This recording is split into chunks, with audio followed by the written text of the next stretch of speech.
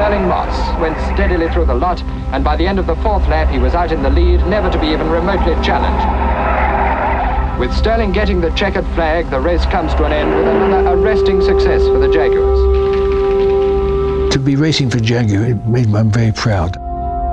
I can remember so well, you know, when you go to scrutineering at Le Mans and you walk alongside your car, and here was this C-Type, and boy, that was a good-looking car, and fast, and you know, everything was great about it.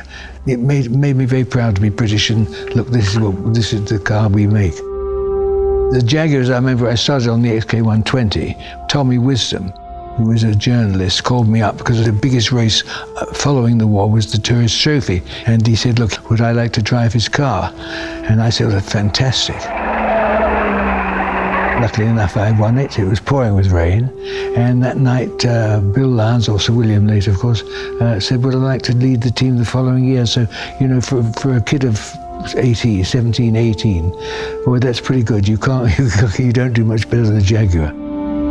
We just drove around in circles, lapping, I think, every 47 seconds. We would go up on the banking, down and up and down. Yeah, we started off, I think, with 24 hours, then did it and thought, well, this is ridiculous. The car's absolutely perfect. Let's go back and do a week. That was in Montlhéry where we did 100 miles an hour for 7 days and nights with the XK120 hardtop, which was a pretty brave thing to do in those days. One of my favorite cars, I must say, was the Mark 7. I mean, the Mark 7 would lean over like this. It was tremendous value. I understeer like a bastard. I put my foot out like this to stop myself sliding across the front seats, you know what I mean? But it was an absolutely wonderful car to drive. Well, this is the C-Type, and I enjoy it that much because it was such a really nice handling car on circuits. I mean, it was fast, strong, reliable, and you know, they really did look good. I mean, Sir William had a fantastic eye for it. Really a very safe car. We didn't have all this stuff, mind you.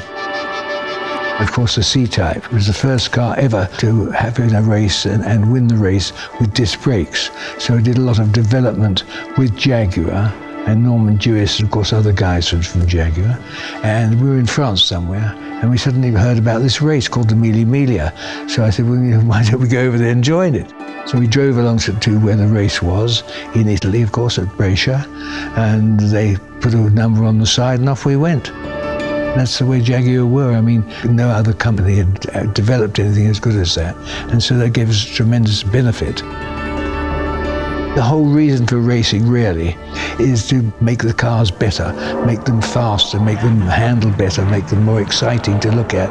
So that was very nice to be in that group of people where you are actually developing cars that the public are going to be lucky enough to drive, you know, in a year or two.